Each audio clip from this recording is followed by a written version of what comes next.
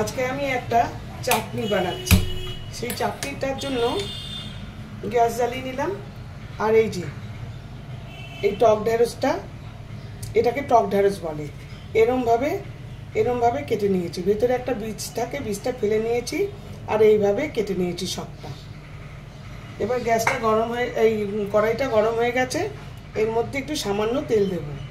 কড়াইয়ে একটু তেল দিয়েছি, গরম হয়ে গেছে। এবারে এই টক ঢেঁড়স এটা দিয়ে দিলাম। এটা একটুখানি এপিট ওপিট করে প্রথমে জল দিয়ে সেদ্ধ করব।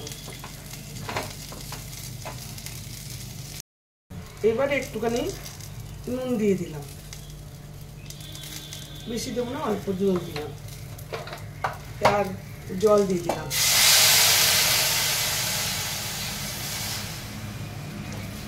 জল দিয়ে এবারে এটা একটু সেদ্ধ হোক।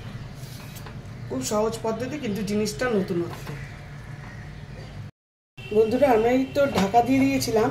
এবার ঢাকা খুলে এই যে অনেক নরম হয়েছে, কিন্তু আরও নরম হবে, আরও নরম হবে। এখানে একদম এগুলো সব ঘেটে যাবে। আর একটু করতে হবে, মাঝখানে একটু দেখে নিলাম।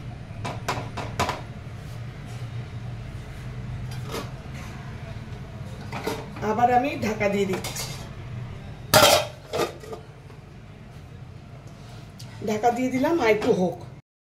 এই ঢাকনাটা খুলছি, দেখি কতটা কি হয়েছে। ঢাকনাটাও খুলতে পারছি, অনেক একদম অনেক গলে গেছে, একদম অনেকটা গলে গেছে।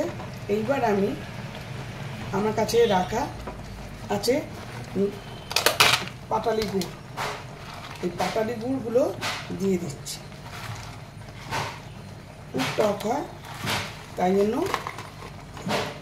এই পাটালি গুড়টা দিয়ে দিচ্ছি।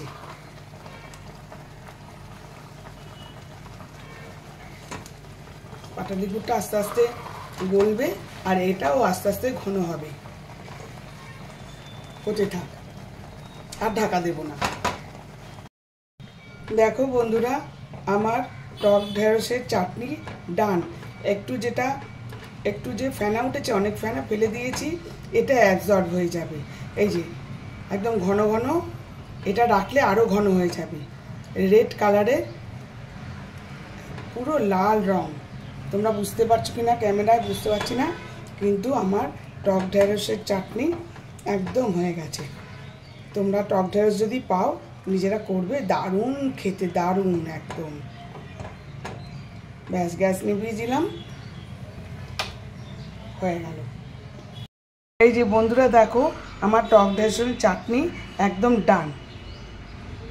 লাল টকটক করছে, কি সুন্দর দেখতে হয়েছে, তেমনি টেস্ট হয়েছে। একটু চেখে তো দেখতেই হয়েছে, জিভে জল একদম। খুব সুন্দর হয়েছে। তোমরা অবশ্যই ট্রাই করো। তোমরা যদি পাও টক ঢেঁড়স, নিশ্চয়ই করবে। আশা করি সবাই পাবে, অবশ্যই করবে। খুব সহজ পদ্ধতি। Thank you for watching. আমি শীঘ্রই আসছি আরেকটি ব্লগ নিয়ে।